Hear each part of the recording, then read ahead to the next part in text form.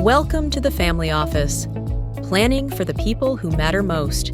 I haven't even checked the weather or anything like that because it's just been one of those days where I woke up and I went, oh my gosh, the first instance for me was today. I was like, oh my gosh, it's 2:00 yet. And I'm like, I got to get on with Len. And you know how you like when I eat, and I'm trying to eat, not you. But I was like, I got to eat. So I'm sitting here eating and I go, oh my gosh, it's that time again. But what I was thinking it's like, oh my gosh, is the Utopia New York going to be covered in snow for 2 weeks again, like it was last time when we had a blizzard? Because Len, it hasn't been snowing in New York City for 200 years now already. We haven't figured out how to clear the snow off the streets. Just when we have someone who's more socialist leaning, the money just doesn't have to be spent accordingly. What happened there? Is it since your son's getting snowed in and he's in like Boston area, right? That's where he's at. Or where's he? Or he's in DC. He's in DC, right? Or he is in New York. That's right. He is in New York. Yeah, he's in Brooklyn. I was going back. I was having memory lapses and going, wait a minute. When he was in he was in DC for college. So he was in DC for college, right? So I was going back to there. So, but yeah, that's right. So he's going to experience that again, or no? He didn't experience it last time. Well, because it was such a large storm, he sent me some pictures, and it's like blizzard-like conditions, and it's New York and New Jersey are both shut down, and it's just crazy. So the good thing is his job will allow him to work remotely during that time, so they don't lose any productivity or anything like that, and he doesn't have to go out in it. So at least he can view it from afar because they still have electricity and all of that stuff. So he's good. So I noticed you dodged the question though. Oh, okay.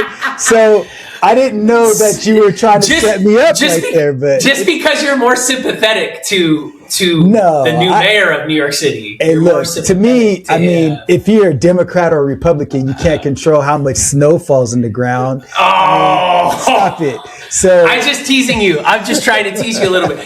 It kind of, to me, what it reminds me of? New York is having a California wildfire moment right now, where all of a sudden the state, like legislator and the people that run those states, they have an amnesia on how to run civil services. Like California forgets deforestation practices and forest management, and New York forgets sanitation and snow management and street management. All of a sudden, it's just, we forgot. We don't know how it happened. We forgot to fill the reservoir upstairs. But, who knows? Crazy timing. I mean, I think it's always very convenient to find ways to point fingers and blame because, when natural disasters happen, things don't necessarily always go as planned. And so, but I will tell you, he did specifically talk about the animal feces that he saw in excess. He did talk about that. So I'm not even gonna lie about that, man. He was like, what I like about him? There's doo-doo everywhere, bro. It's crazy. What I like about Mandami, what I love about him, he is the socialist version of Trump. He got up there and he completely obliterated everybody with look, guess what? I told you we were going to pay for everything, but now that all the people that I said are going to tax are leaving, he's going to raise property taxes on everybody. And now all these people are going, wait a minute, I didn't think my property tax. And you saw it because Kevin O'Leary is like, everyone's moving to my neighborhood across the bridge. And I think Florida just axed property taxes. I think I read something. I don't know if you saw that recently or not. So this is all happening, but I think the biggest thing that's happening right now, and I don't even know if we were going to talk about this. I think we were just going to talk about U.S. GDP at 121%, which is absolutely crazily dangerous. But I think the biggest thing right now is that this happened before. This happened between us talking was the fact that the Supreme Court struck down the law that Trump used for the tariffs. So that's going on as well at the same time, which I think, I want to talk about that when we talk about his State of the Nation address that's coming up tomorrow. So, and by the time this airs, it will have already happened. So, which is going to be interesting. So I think that given all of that's going on right now, with that right now, where are you at with that? Because the economic data looks good. I mean, I know GDP obviously is there, but volatility is there. But I think that what we're seeing right now is the fact that you have a lot of volatility in other countries. You have a lot of volatility in Japan. You have a lot of volatility. I think the European Union is on the brink of collapse. You're not seeing that so much in America. You're seeing still a lot of good consumer sentiment, but the thing is that people are still buying. People are still spending money in America. So you see still a lot of that. Where are you at with that, Len? Because it's almost like a lot of mixed signals. Michael Berry came out really, really strong on his predictions, late last year for the early part of this year, but you still haven't seen any of that. He was saying might even see it in December or November if you did it. Mm-hmm. So things are looking pretty good, and Bessent still looks very confident. Like when Bessent gets out there, he doesn't flinch at all. And you kind of gotta admire him because he's kind of throwing Newsom under the bus. Newsom looks like he's cooked, but he's playing offense very effectively right now, I think. Along with Rubio, he's playing offense. Things look strong. Where are you at with it, Len? Because it's like there's a lot of mixed signals. It's very confusing right now. I'm curious to know where you're at with it right now. Okay, so I'm going to take the angle of the GDP angle. So when we look at the U.S. debt to GDP, so let me break it down because it's the teacher in me. So you've got debt, which is the money that we owe, so expenditures that have already happened. And then we have GDP, or gross domestic product, which is our ability to produce here in the United States. So what's happening is that when we talk about that, it's 121% debt to GDP ratio. What we're saying is that essentially we're spending more. We owe more money than we have the ability to produce to pay off that debt. And it's only growing. So what's happening is that you have all of this money that's being produced, a portion of it is being spent to pay down the existing debt that we already have. So instead of putting money into roads, into bridges, into education, and into defense, a lot of that money, billions of dollars every year, are being spent to pay down the debt. So now that we've gotten just that brief understanding out of the way, the issue is that Trump's problem and challenge is affordability. So because we have this affordability challenge, what does that mean? What does that have to do with the debt to GDP ratio? See, because we have so much outstanding debt, most people don't necessarily look at that as their problem. But the reality is that it is because, okay, so what happens is when we have more debt, what do? We print more money. So when we print more money, what does that mean? It means that the dollar gets weaker, because if there's more money out in circulation, it's going to cost more of those dollars to buy things. And when it costs more of those dollars to buy things, then that means that the density or the potency of that dollar is getting more and more diluted. So if it costs more to buy stuff and we don't make more money either through running a business or through trading our time for money, then our ability to buy stuff is going to go down. So therefore, affordability is going to continue to be a problem. So when Trump talks about increasing affordability, you can't do that without reducing the debt or finding some other means to do that. And so that's the thing. I just believe, Chris, that a lot of our brothers and sisters here in America don't see the interconnectedness between the economy and debt and our own pocketbooks, but it's all connected. And you can't proclaim to take care of the affordability issue without taking care of the debt, because they're too connected. So when he gets up tomorrow and he talks about, oh, our economy's great and we're doing such a wonderful, wonderful job, and gas prices are down and egg prices are down, most people don't feel it. And so now what's going to happen? He's going to lie to our face and tell us that everything's great. He's going to tell us that the spit that's happening is rain, and the yellow stuff we see on the ground is lemonade and not pee. You can't lie to us. We're not dumb. And I just think that when the midterms happen, and I know you disagree with this, it's going to be a bloodbath for his party, because people are fed up and they feel like they're being lied to. So where do you stand? I want to go a little bit deeper, but I don't want to keep talking and talking and talking before I let you jump in and just react to what I've said and give me some of your thoughts. I think normally when you see a midterm, it's always the interim party. Normally you see a little give and take or an ebb and flow. You see that. That's historically. That's like yes, 100%. Like normally, like that's normally what happens. That's normally what you see. I don't think you're going to see that this cycle. I don't, because when you say people are sick and tired of it, you're absolutely right. People are sick and tired of what they left, and this is still a process. But what we can say is that I think maybe most people don't feel it if you still live in New York or California or Washington or maybe even a little bit Florida, because things are still a little bit expensive in Florida, Florida's kind of like that outlier a little bit. But if you're in Texas or you're in Louisiana or Oklahoma or Kansas or any of those states, Idaho is a little expensive, but you're in states other than the coastal city states, like mostly New York.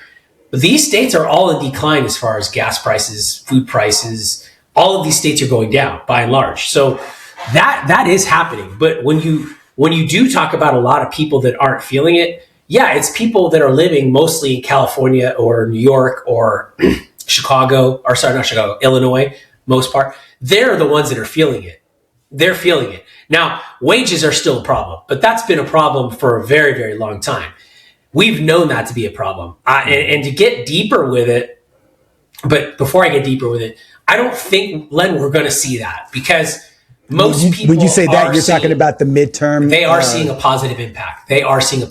Now, if money starts to flow again, then there's absolutely no chance you're going to see a swing. And that's why I think Trump is pushing so hard on Fed cuts and all those things and banks realistically, when you think about it, who doesn't get excited about the fact that, unless you're an investor or a person who invests in that sector, who doesn't like the fact that Trump's trying to get credit card interest rates down to 10%?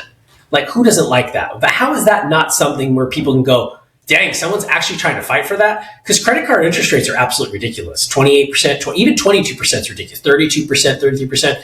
So I think there's a lot of good things he's doing. But again, the media and a lot of the sentiment out there, and also the way he is, a lot of people ignore that or can't see that just because his delivery is still his delivery. But to get into it deeper, this is exactly what everyone's been talking about. And this is exactly what has been happening to America for the last, post World War II, is we've slowly taken away America's ability to manufacture, innovate, and produce. And we've turned America into this slush of consumerism.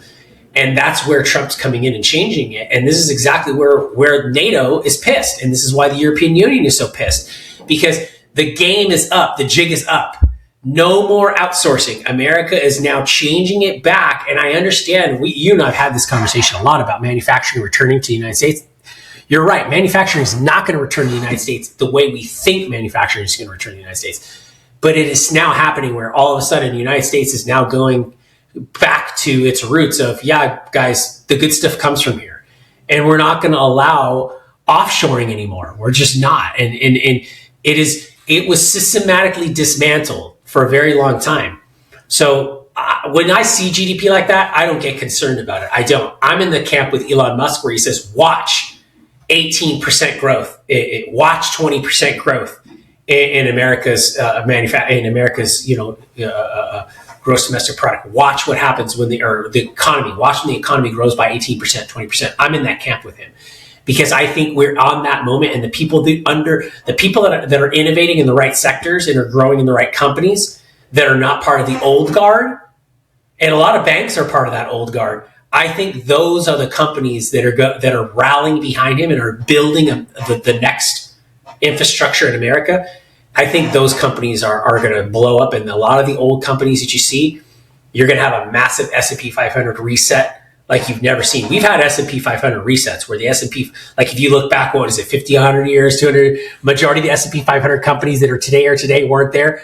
You're going to have a massive S&P 500 reset because the new players and the new economy that America's building that will introduce to the world, Trump's just the start of that.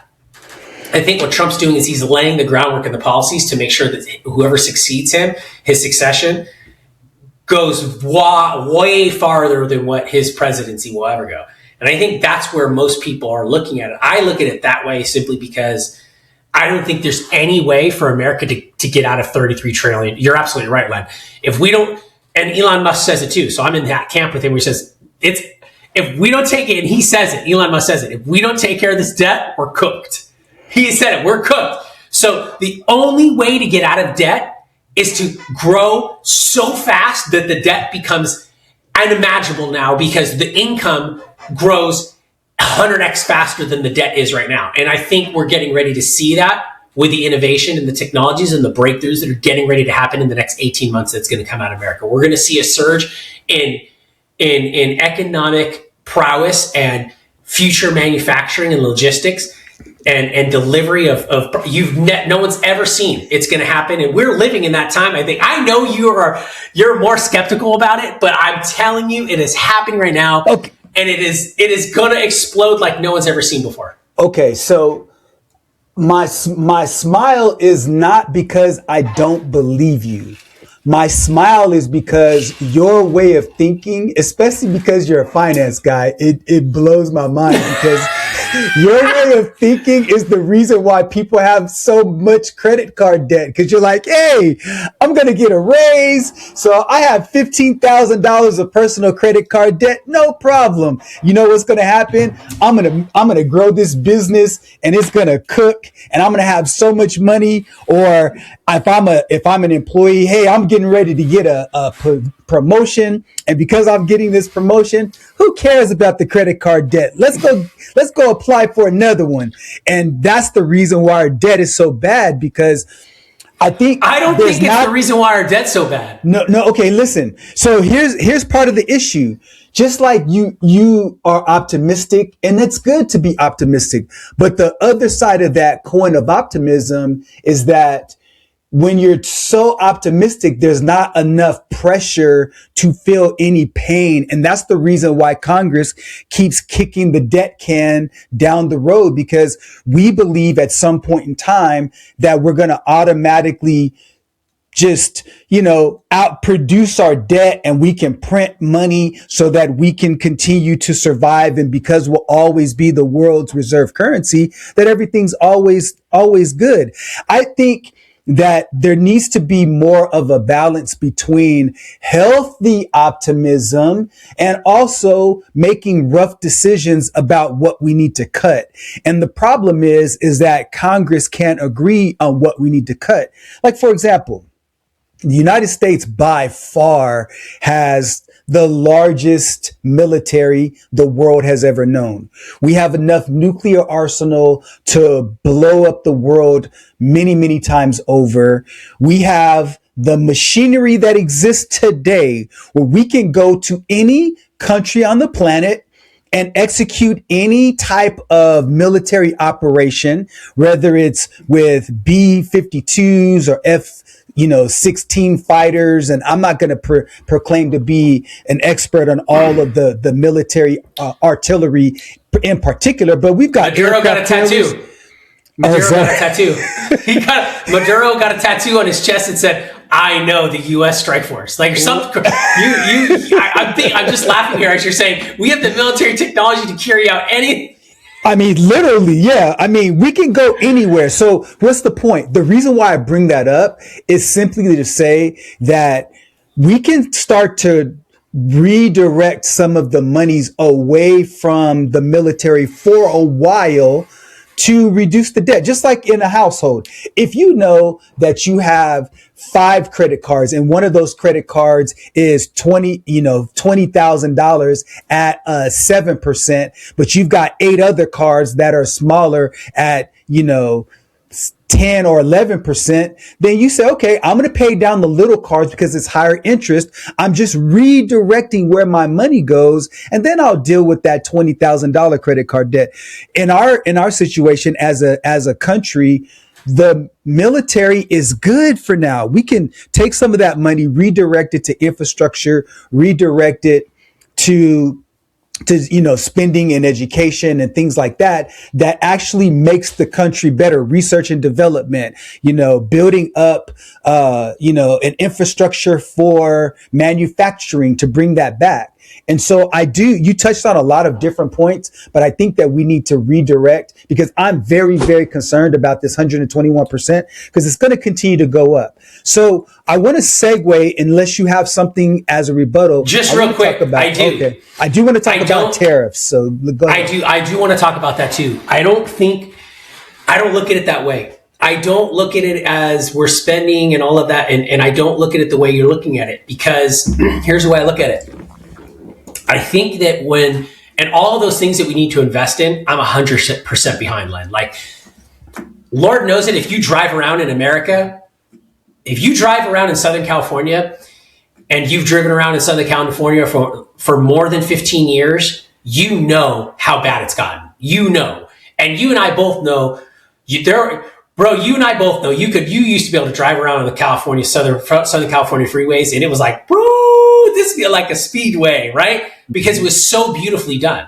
Like, but we all know in the last 10 years, especially post-COVID, infrastructure in California has gotten way bad. The roads are just absolutely abysmal. Like, it's just and don't even talk about traffic. And by the way, here, Houston, terrible too. It's horrible. So with all of that being said, I think that the reason why Len, we could look at it as a negative and go, oh my gosh, because we're still operating under the same economic framework that got us where we're at today. And what I mean by that is this. If you take a super conservative national universal health plan for all the children in America, it's roughly $20 billion on the low end annually. $20 billion to give every child in America a fully functioning universal HMO health plan. That's insane. That's $20 billion. That is a spit in the ocean to make it rise the tide, right? Considering how much we gave to Ukraine already. I mean, okay, right. So there's a lot of things we could say, okay? Yeah. But here's the thing. We don't even have to cut anything in America, because when we get back down to zero, which is exactly what we're doing right now, we get down to the zero, and we'll never get to zero because it's just too complicated, but we're going to get real close. I think we're going to get within 25% of zero. I think that's what Trump's trying to do here with his economic team. And that's what Musk was trying to do. But here's the thing. All we have to do is send a federal regulation team in of Trump's team to California and find 1/4 of the $250 billion worth of fraud, and we could fund an entire universal healthcare program for the entire United States, just with 1/4 of the $250 billion worth of fraud in California. And that's not even counting Illinois, New York, Washington, Oregon, Arizona now at this point. All of the fraud and waste and all of the crap. This is exactly why Congress won't pass a budget and will consistently pass the debt budget, because it's both the rhinos and the people on the right and both the lunatics on the left that want to keep this gravy train going. That's why they don't want to do this, because they know that the fraud and the overspend and the abuse is about to stop. So just if we take the fraud, waste, and abuse as a whole in the United States, if we add it all up, I guarantee you it's easily 4x the entire defense budget. Easily 4x. Because think about it, Len. If the defense budget is what, 800 billion, roughly somewhere there, California's fraud is 1/4 of it. You're telling me the United States of America, all the other states included, even Texas and their Florida, you're telling me that the rest of the United States, I know easily can add up another 3/4 or 250 or what is it, $750 billion worth of fraud? Easily you could find 700. I mean, shoot, you could find 100 billion in Minnesota alone. There's easily $100 billion in Minnesota, allegedly, right? Allegedly. So with all the alleged fraud going on in the United States, I can guarantee you there's easily $3 trillion worth of fraud going on in America. Okay. Easily. Because, $1 trillion worth of fraud going on, because we already know that on the low end, $250 billion worth of fraud is happening in California. So that alone, if the national budget gets $250 billion worth of fraud back, that alone would pay for Medicaid, Medi for everybody in the United States would get universal. They would get the Canadian dream. Well, they wouldn't get the Canadian dream because Canada healthcare sucks. but they would get something that close resembles the perfect utopia that everybody wants. But that won't happen because then that means Gavin Newsom and Nancy Pelosi can't be millionaires anymore, along with AOC, who's fast becoming a millionaire too. Okay, so I believe that let's just say they do find fraud in California. I'm not saying if, I'm saying how much. That fraud has been happening over years and years and years, allegedly. Exactly. And so when that paradigm shifts. But here's the challenge, Chris. The challenge is that, to your point, we need to have a shift in our entire approach. So, for example, when you look at the proliferation of AI and its ability to identify patterns and irregularity, I think if the government were able to come up with a way to do essentially a 50 state audit of the past 25 years and to say, look, we need you to send us all of your records. And, there's some type of AI machinery that can go through and analyze the degree to which fraud is happening.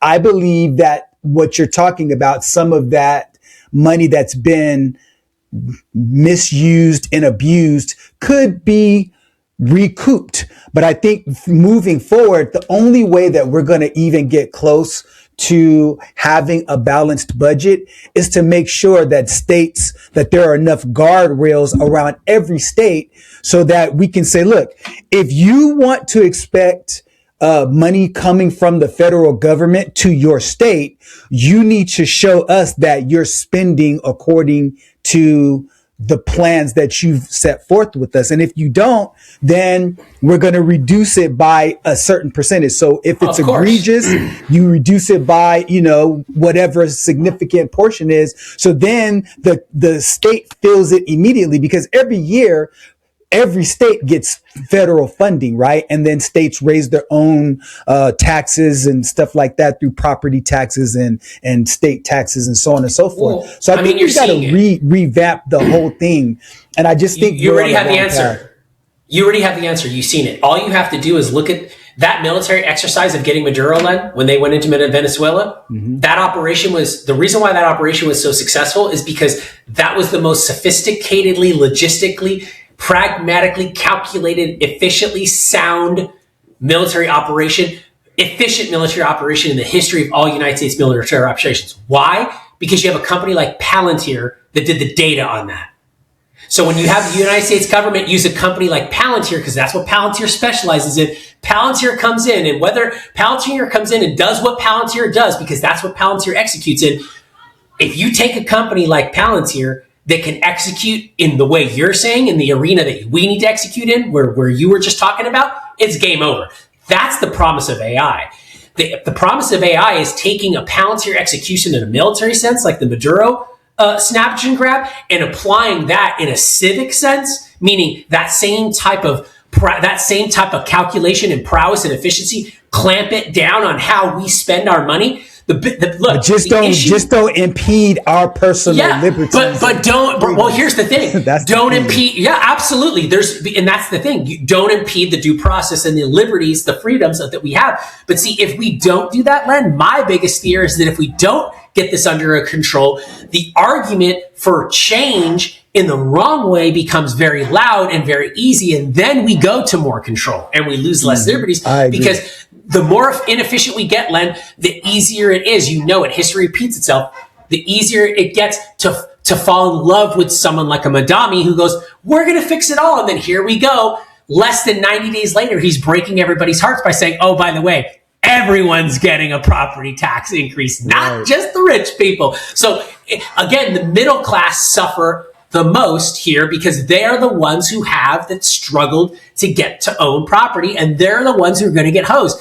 And when you look at a healthy economy like Texas that has a surplus of $33 billion last year, the majority of Texas's tax wealth comes from property taxes. You guys, but guess what? Oh, I've owned but here's the thing, though. Texas, man. You guys screw us, man. Right. But here's the thing, Len. You've walked around where I live in Texas. You don't mind paying those taxes when you walk around where I live because here's the thing.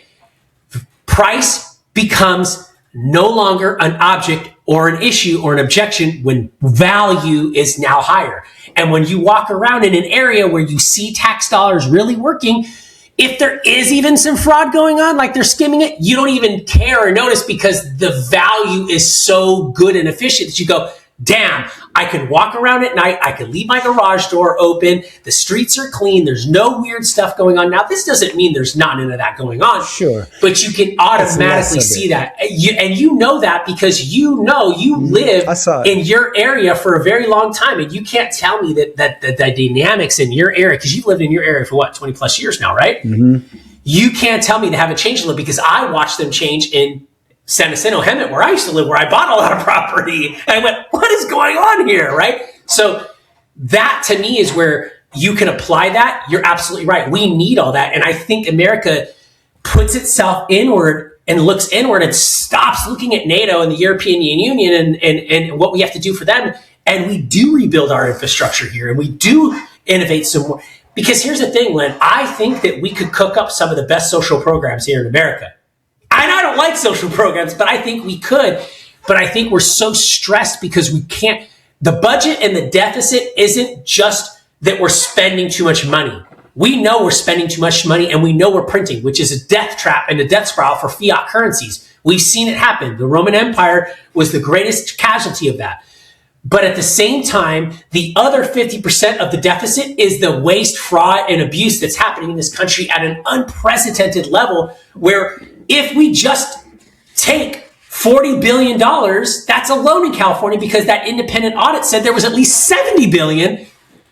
Whoa, we can fund what we want to fund. You get what I mean? Yeah, I do. But 121% is still scary. It's still like, because we're so fragile that 121% can be a mortal wound for us right now. So you are absolutely right, Len, we say there is cause for concern for that. But I think we're getting ready to shift paradigms here in America, and no one even realizes or sees it yet. Only the people that are playing at the high stakes game, which is obviously Trump as one of the main architects of it. By the way, he's not acting alone in it.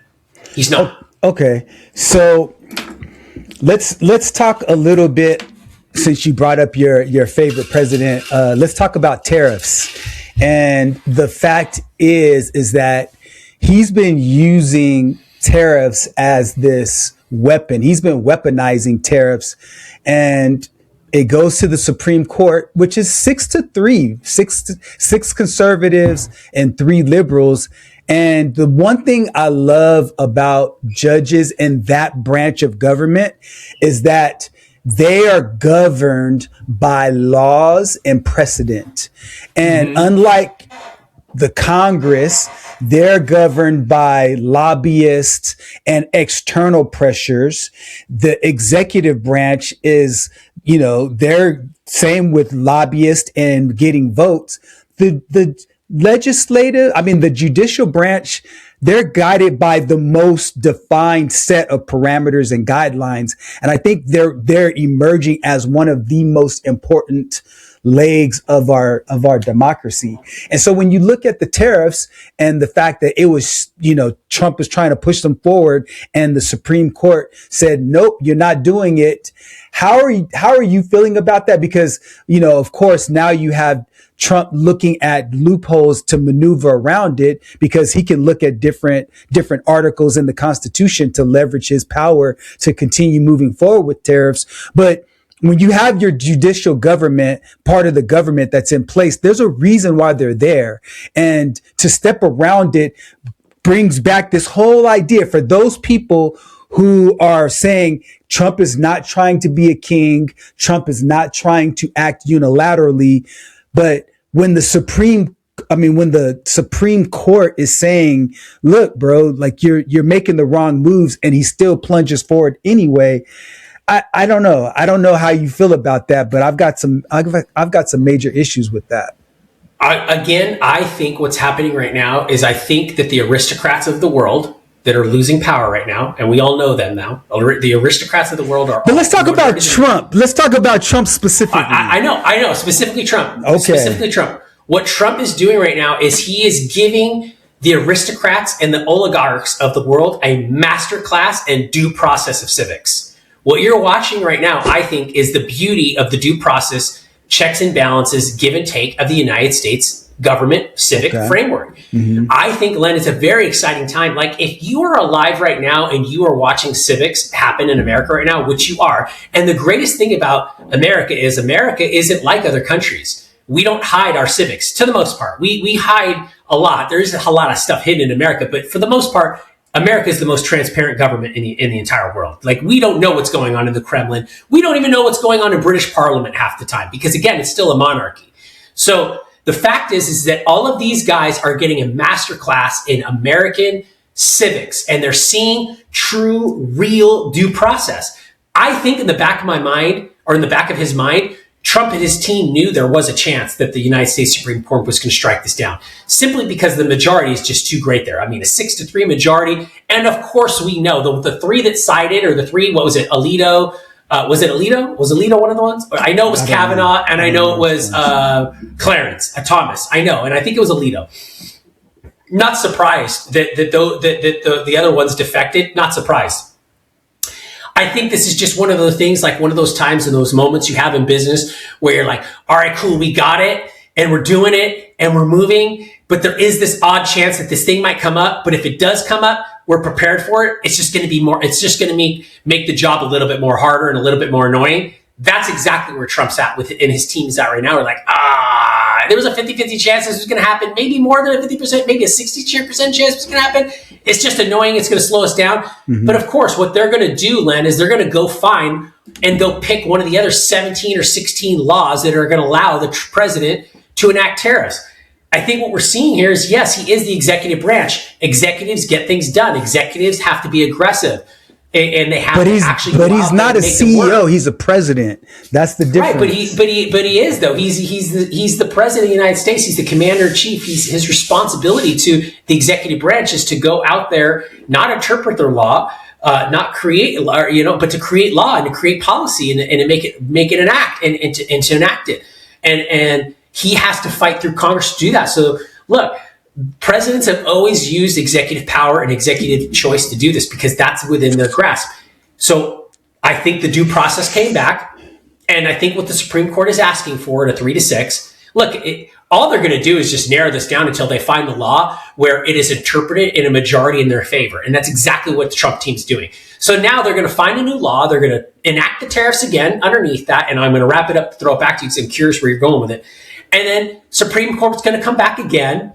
And they're going to rule on it, but this time they're going to rule on it in his favor because they're going to go, oh, we see it clear now. The Supreme Court is going, Trump, give us a clear reason why we don't disagree with you. Just give us a clear why on why you think this needs to happen outside of the Congress, because outside of the Congress, nothing would have happened. And lastly, the tariffs aren't all about Trump wanting to use tariffs absolute. I don't think in the back of Trump's mind, he sits down and goes, and says, tariffs are the absolute solution. I don't think so. I think there is a great percentage in his strategy, in his mind, that goes, he really knows that tariffs aren't the absolute. And he goes, damn, I really don't want to do tariffs. But tariffs are the easiest way for him 100% to show our allies, most importantly our allies, not our enemies, that we are moving and acting differently, and you better pull your weight or we're gonna leave you behind. And that's why he used tariffs, because tariffs were the fastest way to wake all these sissy, lazy, crybaby NATO countries up that have not done nothing. And the proof is in their receipts, because if they go at the end of the day, they can't prove that they have paid their fair share. And the people, but you're mixing. Hold on.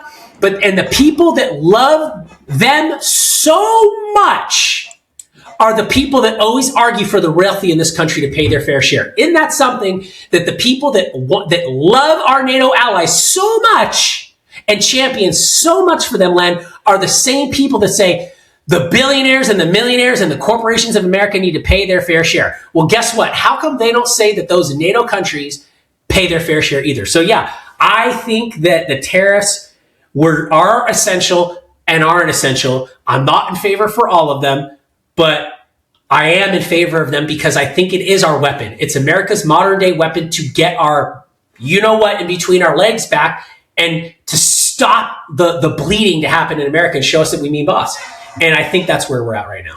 Okay. That's my assessment of it. All right. So when you think about the impact of Trump's policies as he's using tariffs as a weapon, there you what NATO is doing is a different conversation in my view. When you look at tariffs, the main reason why tariffs are supposed to be used is to disincentivize companies here in America and export import industries here in America to bring goods and services from outside of our borders. And so by having products that you import from other countries for us to have to pay more money for them says, okay, instead of us getting those goods and services cheaper in China, in Mexico, in Brazil, and so on and so forth, we'll manufacture and produce those goods and services here in America. But the problem is, as we've talked about on other podcast episodes, that whole global economy has changed. It is not that anymore. And because we're not in the industrial age where we can produce and manufacture enough goods and services here in the United States to keep prices down, we're charging other people more money to send their goods and services here. And what ends up happening is the Supreme Court looked at how he was arbitrarily charging extra percentages on top of what he was already charging on the imports of goods and services. They said, no, you can't do that. What happened? The very same day, all of those companies, there's thousands of lawsuits where now the United States is on the hook for billions and billions of dollars. So the Supreme Court is trying to say, Trump, look, this is not the way to go about it. And so, but because he decided to rush like a bull in the China store and, impose all of these tariffs, now he's going to have to pay billions of dollars unless they find some other ways to meander around it. So, and they're going to find that way. They're going to find a way. And you're okay, but hold on. Let me finish. But here's the problem with that. They will find a way. But here's the thing. The United States president is one of three branches of the whole governmental system. And what he's looking to do is expand his power beyond what it should be. A person like you who loves this country so much, Chris, you should be scared to death of one person trying to set a precedent to do that, because that's what other countries do. They're called dictators, and they try to yield so much power and it's a show of strength as well. So I understand that you like Trump's show of strength, and I like the fact that I agree with the fact that NATO and those countries that are our allies need to pay their fair share. But what I disagree with wholeheartedly is that you don't use tariffs as a weapon to extract money from them, because while you're extracting money from them, you're hurting them. But also when you bring that money into America, you're hurting all of us, because those companies that pay the extra tariff, they pass that down to the consumer. And so when he keeps talking about affordability, there's another problem. So you have two issues that all ultimately come back to affordability. The 121% debt to GDP ratio, which is not of his causing. So I'm not blaming him for that. But then when you look at tariffs, that is the exacerbation of prices, the increase of prices. Let me change the word, the increasing of prices on a consistent basis. And when the Supreme Court comes in and says, you're going about it the wrong way, and he says, screw you, I'm going to find another way to continue to do it. I think he's yielding, he's trying to amass too much power, and it's going beyond the scope of what a president of the United States should impose, because ultimately the decisions that he's doing is an abject disaster, Chris. You got to see that. And it's because of that disaster that we're paying the price. Even your guy, Kevin O'Leary, he was like, man, the business is really hurting because these prices are exorbitant and people are hurting because of it. And so that's why I'm saying he's got to listen to the judicial part of the government to say, hey, help me to help myself so I don't go off the rails here. And he's not doing that. But I think that's exactly what you're seeing, because the Supreme Court is judicial branch. So they're there to interpret the laws used to enact policy. And they clearly said, hey, you can't use that law. So, okay, cool. We'll go find another law to use.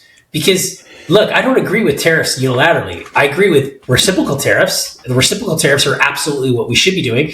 For example, yeah, you're right. That. We should not be tariffing the shit out of stuff we don't make here. We should be creating trade. But again, that's part of the tinkering and part of the what do you want to call it? The innovation, or I guess, for lack of a better word, as you start to refine the policy and the process, you go, okay, cool. We could take away these tariffs, adjust these tariffs here, and you start to negotiate with these countries so that we stop getting hosed. Because all these countries, some of these countries were charging us 100% to get their stuff. It's not right. It's not right for us to do that. And you know, and I always remember this traveling when I was in my 20s going, why is it so expensive in Europe? Why is it, oh, it's more expensive in Europe? Why? Because everything over there is value-added tax, manipulated currency, and all the tariff crap that we deal with when we go over there. You know what? For what? Now you understand as you're an adult, 5 years later, you go, damn, these guys were screwing us back then. Screwing us over. Well, okay, but to me, I think that they have a completely different economic system over there. Like most of them, right? And look at I'm not saying I agree with it, but there are certain aspects of those economies that end up better for people. So, like for example, their healthcare system is definitely better than the United States. You can say that unequivocally. In what country? Norway, Sweden, London. But Copenhagen, not London. Maybe Norway and Sweden, definitely. But those countries have a smaller percent. I agree. Right? So I agree with that. And by the way, in those countries, they don't charge you income tax if you have on your first 150 in a lot of those countries. So absolutely, it makes sense. So you're making an argument that some of the ways they run their system is better. I'm not trying to argue that their system is better. I'm not trying to do that. What's interesting about those systems that you mentioned is that most of those leaders side with Trump, and most of those leaders say everything works for us when we got more to an American-style capitalist system. Because that's what they do. The thing is that those countries that you mentioned, they're more capitalist countries now than America is. They're more capitalistic than we are. Why? Because what they did is they went, crap, let's get the waste, fraud, and abuse under control. Let's optimize and efficient and make everything efficient here. And that's what they've done. And now you're seeing how a true system like that works. It's amazing. You can have that here. By the way, Len, I am all for universal health care in America because I think we can do it in America, because I think we make enough money in America. I just think we spend too much and we fraud too much. I agree. I agree with that. And I think that if we got our fraud under control, that would automatically take care of our spending. I think it would help a lot, but I think we've got to change. And 100%, and we would automatically have, we could have so much money in America that we'd have no idea what to do with it. We can actually do some of these weird things that we want to do in the world, that these weird politicians want to do, and we understand why they do it. The problem is that that's not their money to decide what to do with. It's the people's money, and the people's money need to go towards the people's stuff first, the country first. Okay. Then we can go out. But see, since World War II ended, we haven't been doing that. We've been taking from the people. And now we've taken from 4 or 5 generations of the people, where now we're at the current generation of people, which is the Xennials, where we're going, it's the baby boomers say it's all about the money, right? Gen Xers say, where is the money? Millennials say, what is money? And now millennials and Xennials are going, what is money? Mm-hmm. Because we're at this point where we've taken so much from the people to give everywhere else, where we don't have enough now anymore, where now the people are sitting here going, and they're realizing it as they wake up in New York City now, and they're going, wait a minute.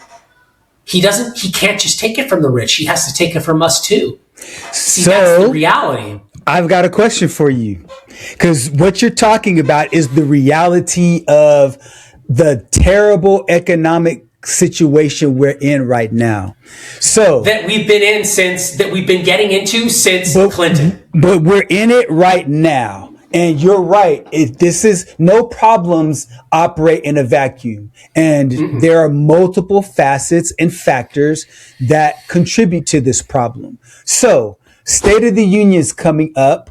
What do you think we're going to, when people watch this on Thursday, and we've had the State of the Union that was addressed 2 days ago, what do you think the president's going to say?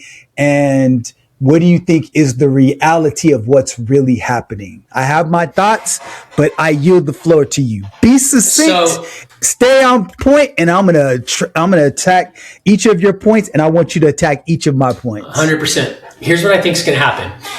You are absolutely going to see what you're going to see, which is the lunacy and the crybaby childishness of that group of people in the Democratic Party that run it, and they're going to probably do some kind of shenanigans. Plain and simple. You're going to see their immaturity on display, in full display. You're going to see it. How will it look compared to what the Republicans do when the Democratic Party stands? Because here's my preface to my question, and I'll be quick. So, like what? Nancy Pelosi tearing something? No. Listen. So this is what happens. So, like, let's say, for example, when Trump in his first term would speak, all the Republicans stand up, they applaud, all the Democrats sit down and they don't say or do anything. Then Biden comes in. All of his points, the Democrats all stand and all the Republicans sit down. So are you saying tonight that something's going to be different than that? What do you anticipate with regard to that? Are you thinking they're going to walk out and not be there? You think they're going to get up and walk out en masse? Do you think they're going to do boos and jeers? Or you think they're going to still just not, you just think they're not going to applaud? No, I think Nancy Pelosi set the stage for the ripping of the papers behind a duly elected president while he's giving a State of the Union address. You remember those? You remember that childish act by an adult from the state of California, which, by the way, she claims to be from the Golden State, but yet she's going to rip up paper, whatever the heck that was. Wasn't that Trump's speech or something? And behind him, which is very childish. So you think that's going to happen tomorrow night? No, I think what you're going to see is, well, they can't. What are you going to see? The speaker is Johnson and the VP is JD. So that's who sits behind him, right? So I think what you're going to see is all these guys like Schumer and Hakeem who feel very empowered right now because the Supreme Court, what they don't know is that they have to showboat now, because what they know in their minds that, crap, it's just a temporary setback because he's going to find another law, because they know. They play the same game that he plays. They know this. But instead, they're going to make it seem like this is big thing, and they're going to probably do something outlandish, which is absolutely going to be disrespectful. Now, if they don't, kudos to them for being more mature. And yeah, you'll probably see the normal, but what you won't see with Trump is you won't see all the Republicans stand and clap for him, because there is a section of the Republican Party that is just as bad as the Democratic Party, where, they're called the rhinos or whatever they're called, where they're rotten to the core. They're just about themselves and their back pocket and insider trading and all the scandalous things that politicians do, besides lying, cheating, and stealing. And they're going to probably not stand up either. But what I think you're going to see is a very clear reinforcement and refresher of the commandment and directive. And you're going to see a commander-in-chief deliver a very positive, very commanding, very upbeat, very directional, very clear and concise plan to get America to be healthy, competitive, and think twice before you mess with us, which is exactly what all of us want as American. We want that because we like that. And the world, by the way, is much better that way, because you guys gave that position to us, not once, but twice. The rest of the world called us in and said, please help us, because we can't figure it out for ourselves. And if we have to do it a third time, we will. And that's exactly what's happening here again. We're just not doing it militarily. We're doing it by unpending all the years of unfair advantage that we gave the rest of the world to pickpocket us legally.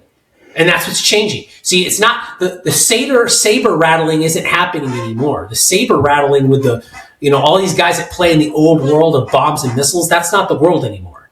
That's not. the world is now, we're just going to take all of this back from you, and then we'll decide what we're going to get back to you. Because really, at the end of the day, what are you doing for the rest of the planet? Because all these other countries are over polluting the planet. They don't care about green initiatives. None of them do. Okay. So that's what I think is going to happen.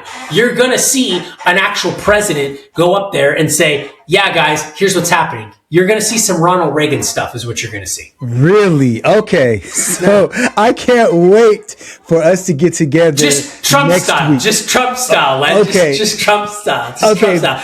You definitely won't see a formaldehyde-filled corpse like you did the last few years. Okay, look. Okay, so... Or maybe he's a robot now. I think part of your right? challenge is that your president is so bad. You have to go back to Biden just to go back to an example that's worse. This is what's going to happen, I believe. So we're going to play back this receipt, man, and see who's more accurate. What I believe, this is what I believe that good leadership is. A good leader will be clear, decisive, tell what's good. So you start off and you make it a sandwich. So you start off with the positive and then you talk about what's good so people can have a sense of optimism. And then you sandwich the difficulties, the challenges and the concerns. And then you end up with the positive message. And that's where you give a clear, specific plan. That is not his style. This is what I believe is going to happen. I believe that he's going to talk about the fact that I want to do a count. And while you're watching it, we should do over under of how many hyperbolic statements will he say that it's the greatest in the history of the world. That phrase, the greatest economy in the history of the world, the greatest president in the history of the world, the greatest, strategy in the history of the world, the greatest country in the history of the world. So my over under, I think that it's going to be the longest. I think it's going to be the longest speech in the history of every president. I believe that. And I believe that over under, I believe that he's going to use the greatest in the history of the world. I'm going to say 75 times. He's going to say 75 times. And so I'm going to count, man. And I'm very interested to see how close we come to that number. Because if he does a 2-hour speech, that means that he's doing one every other minute, bro. So that's going to be interesting. Now, the other part is you talked about he's going to lay out a clear plan that's Reagan-esque. The thing about Reagan is that he was able to be very methodical and precise in his language, and he was able to offer humor and brevity at the same time. Trump has the humor and brevity, but he doesn't have the clarity. I don't believe, because what's going to happen is he's going to go off on all these different tangents. He'll start off, he'll use the teleprompters for the first 15 minutes. And then the next hour and a half, he'll just go and riff. He's going to riff, man. It's going to be an absolute hilarious thing. Now, here are a couple of lies that he's going to talk about. I won't say lies. Mistruths. Yeah. So mistruths or half truths or outright negations of what is truth and misinterpretations of what's truth. He's going to talk about the fact that he's going to use the radical left at least 50 times. So 75 times, I'm writing this down as I said, 75 times in the history of the world and 50 times the radical left. And when you talk about the State of the Union, to me, I think that's gotta be a message that brings unity, because you're not the president of the Republican Party. You're the president of the United States. And so, when he's going to use the term radical left, he's going to talk about tariffs and why, tariffs should be used and how we've brought in so much money and more money than any other president in the history of the world. He's going to talk about that. And I also think that He's going to talk about ICE and the incredible job that they're doing, but the people on the radical left is stopping us, and we're going to continue to secure our borders. And I think other than that, he's going to talk about how great our economy is. And that's where he's going to make his biggest blunder, because while you, Chris, you're fine financially. You're not, when little hiccups and stuff like that happen here and there, you're insulated from it because you've already made your money. When people listen to a president try to tell them that everything's going great with the economy and they don't feel it, that's where he's going to lose any little credibility that he had. And he's not going to talk about Epstein whatsoever. And that's on the minds of everybody. And because he's not going to address it, and even if he says, look, we signed the Epstein files, we have released 6 million documents, and we're going to ensure that the people who have been pedophiles and hurting other people, we're going to get to the bottom of it, but give us time. He's not going to do that. And people are going to wonder, why in the world is he not addressing it? And he's going to lose credibility, and all of the news stations outside of Fox and Newsmax and OAN are going to talk about how incredibly sporadic and how much riffing he did. It's going to be a mess. And I think he's going to get blasted for it. And I think that it's going to be more division and more questions after his speech than before. That's my guess. I hope, make this my last statement. I hope that what you said he's going to do is actually what happens. I want to see him come and deliver a message of unity and of hope and of optimism and of reality. I want to see him do that. That's just not in his wheelhouse. I don't think he's capable of doing it. I think it's going to be great. I think it's going to be one of those to remember. And but I definitely think he needs to talk about Epstein 100%. He is executive branch. Executive branch is to go out there and enact the laws. He should be arresting people. Like, people need to get arrested now for this Epstein shit. Like, it's enough is enough at this point now. It's like, you see this stuff on social media where it's like, all right, I don't want to hear about it anymore. I want to see arrests. Yeah. So yeah, people need to get brought to justice. I mean, look at they hauled Prince Andrew's butt into jail because it's in Europe. Okay. You seen his mug in the back? How many people? Like right now, Les Wexner. He was called in. There's no formal charges. Nothing. Hey, you saw like a couple weeks ago, Tucker Carlson would go, "Why hasn't anybody interviewed Lex Wexner?" Right? Because he's the guy who bankrolled it, right? And then all of a sudden they sit down with him, and his attorney whispers in his ear, "If you answer anything more than $5,000," and then he says, "I'm gonna." Kill you or unalive you or whatever. Right. And I'm like, oh my God. Yeah, like, exactly. What?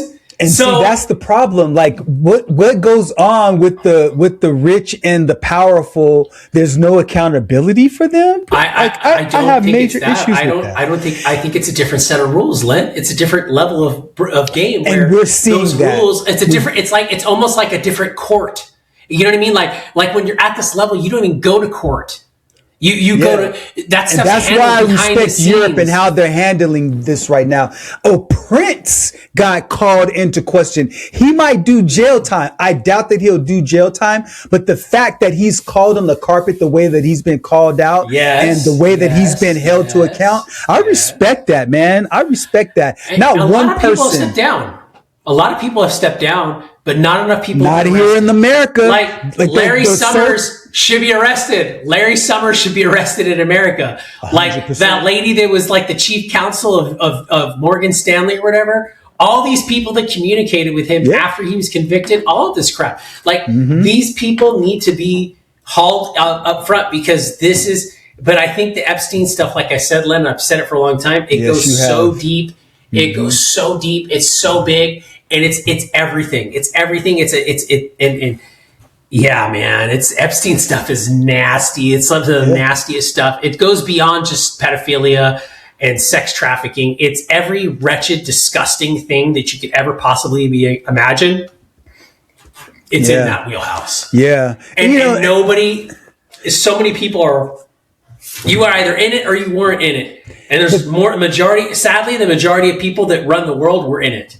And to me, I believe that as a citizenry, that we will give you the benefit of the doubt until you're proven guilty. For example, we've said this before.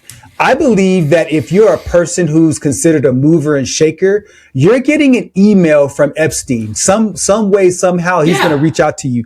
And so because of that, that doesn't mean that you're into all of that stuff. And the thing is, though, he uses that as a tool to allow you to let the least of your sensibilities get to you. So if greed and lust and that thirst for, because once you hit a certain economic threshold, it's not a lot that excites you. So you got to step outside of the boundaries and go into those gray areas. And so the fringe. You're now in the fringe. Exactly. And he preyed on that. And so if you're not buttoned up, if you're not a person who has a real deep sense of morality, because here's the reality.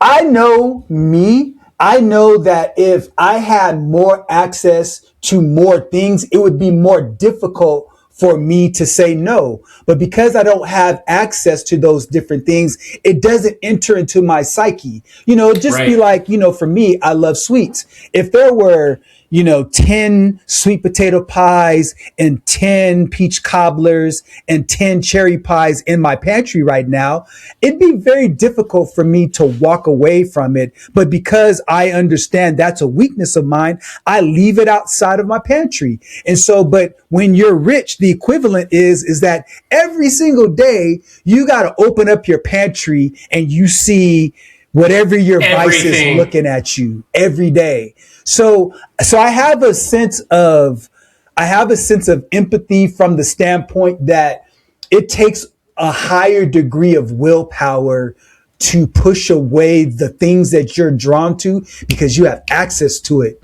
And so he preyed on that. So I have some empathy for that. But at the end of the day, when it comes down to you're hurting kids and you're SAing, little girls or boys, whatever the case may be, there's no gray area with that. You can't allow that. And so if their name is on the list, there's not a problem. But now go and do the research and go and do an investigation. The issue is that they're playing by a different set of rules where they're not even being investigated. And that's really where I have the issue.